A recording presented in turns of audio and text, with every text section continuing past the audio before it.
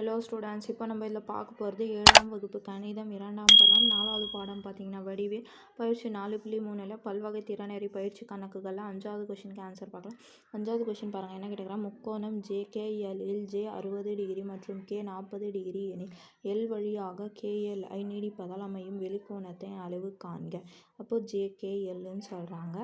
அப்போது இது ஜேன்னு போட்டுக்கோங்க, இது கே, இது எல் வழியாக நீடிப்பதுன்னு சொல்கிறாங்கல்ல, இது எக்ஸ்ன்னு நம்ம எடுத்துக்கலாம். இது வந்து வெளிக்கோணம், இதுதான் நம்ம கண்டுபிடிக்கணும். அப்போது ஜே வந்து எவ்வளோ சொல்லியிருக்காங்க, 60 டிகிரி. இது கே வந்து 40 டிகிரி.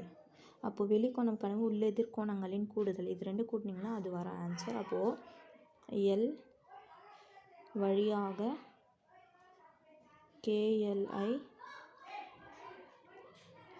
நீடிப்பதால்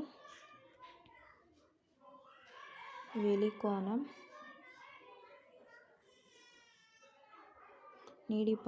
இங்கே அமையும்னு எழுதிக்கோங்க, அமையும் வெளிக்கோணம். அப்போ வெளிக்கோணத்துக்கு ஃபார்முலா தெரியும்ல, அப்போது வெளிக்கோணம்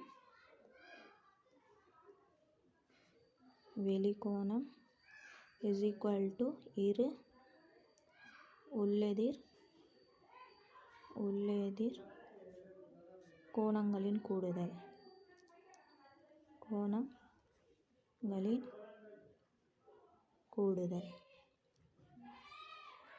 அப்போ இது வெளிக்கோணம் என்னது பார்த்தீங்கன்னா JLX. அப்போ கோணம் JLX இஸ் ஈக்குவல் டு உள்ளெதிர் கோணங்கள் ஜேவும் கேவும். அப்போ ஜே கூட்டல் கோணம் கே. அப்போ இதுதான் நம்ம கண்டுபிடிக்கணும். அப்போது JLX கோணம் இஸ் ஈக்குவல் டு ஜே எவ்வளோ 60 டிகிரி கூட்டல் கே வந்து 40 டிகிரி. அப்போ கூட்டினீங்கன்னா 100 டிகிரி. அப்போது JLX வெளிக்கோணம் பார்த்திங்கன்னா 100 டிகிரி. இதுங்களா கூட்டிங்கன்னா இது வெளிக்கோணம். அப்போ கடைசியாக தேர்ஃபோர் வெளிக்கோணம்